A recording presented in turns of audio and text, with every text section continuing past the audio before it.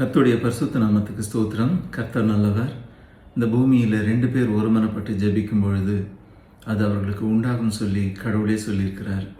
மத்தேயு 18ஆம் அதிகாரம் 20ஆம் வசனத்தை பாடுறேன். கேளுங்கள், நிறைவான ஆசீர்வாதம் பெறுங்கள். இயேசுவின் நாமம் மட்டுமே மகிமைப்படுவதாக.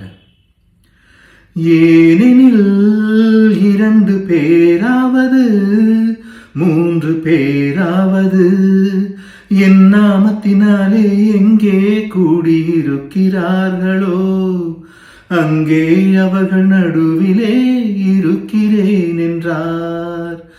ஏனெனில் 2 பேராவது 3 பேராவது என் நாமத்தினாலே எங்கே கூடியிருக்கிறார்களோ அங்கே அவர்கள் நடுவிலே இருக்கிறேன் என்றார். கர்த்தர் நல்லவர்.